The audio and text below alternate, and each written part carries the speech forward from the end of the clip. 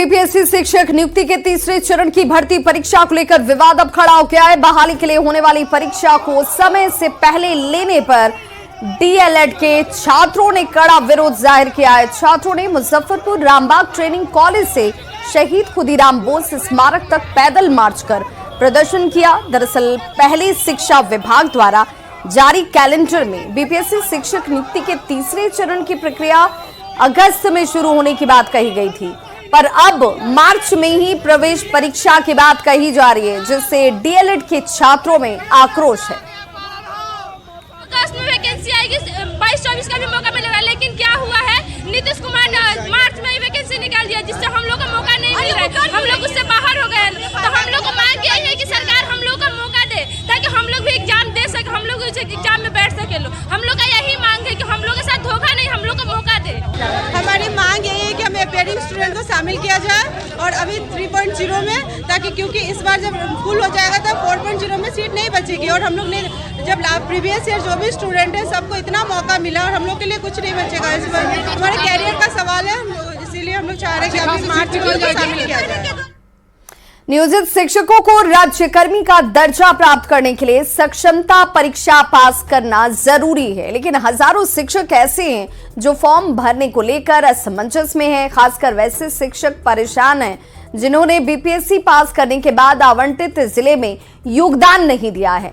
अब इनकी बाध्यता है कि इन्हें सक्षमता परीक्षा देकर ही राज्यकर्मी का दर्जा दिया जाएगा। कल से सक्षमता परीक्षा का फॉर्म भी भरा जाने लगा है।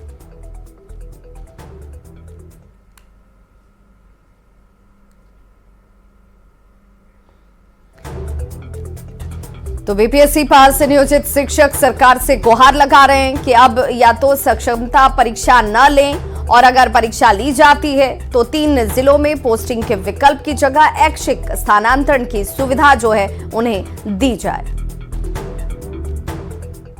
क्या करेंगी अब, चूंकि फॉर्म भरने की तारीख भी तय कर दी गई है?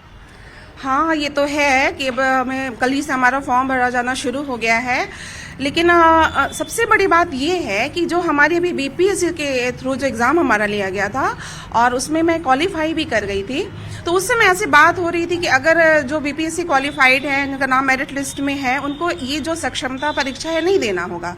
और वो जो बीपीएससी के थ्रू भी हमारा जो सिलेक्शन हुआ था वो इतना ज़्यादा मतलब दूर दे दिया गया था कि जो मेरे लिए जा पाना संभव नहीं हो पाया। अब हमारे पास तो मतलब ऐसी स्थिति हो गई कि हमें नहीं समझ में आ रहा है कि हम करें या नहीं करें। सरकार कहती है शिक्षकों की गलती है, उन्होंने ज्वाइन नहीं किया तो हम क्या करें? हाँ, ठीक है, सरकार अपनी जगह सही है, लेकिन सरकार को थोड़ा हमारे भी बारे में सोचना चाहिए। जैसे कि हम 17 साल से ये नियोजित शिक्षक हैं और अभी मेरा सर्विस लेंथ ज्यादा नहीं है। अब अगर हम एक नए जगह से जाके एक नए कैडर में अपना जॉब शुरू करते हैं तो मेरा कोई बहुत ज्यादा वहाँ पर फ्यूचर नहीं है। मेरा बीपीएससी टीआरई 1 में हो चुका है और उस समय मुझे ये मालूम था कि देना नहीं पड़ेगा सक्षमता, लेकिन अभी सक्षमता का कल से डेट शुरू हो गया है और मुझे ये परेशानी है कि अब मैं क्या करूं।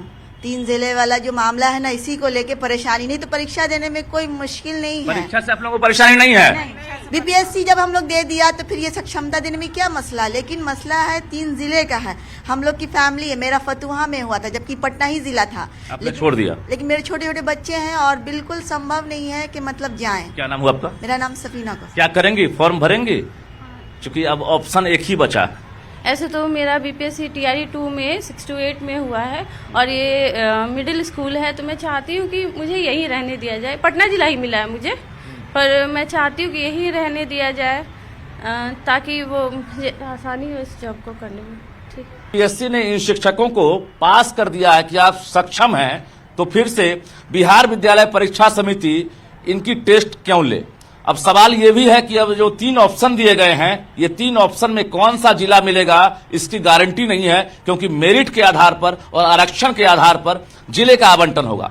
ऐसे में अधिकतर जो ऐसे शिक्षक हैं जो बीपीएससी क्वालिफाई कर गए हैं, उनका भविष्य मझधार में दिख रहा है।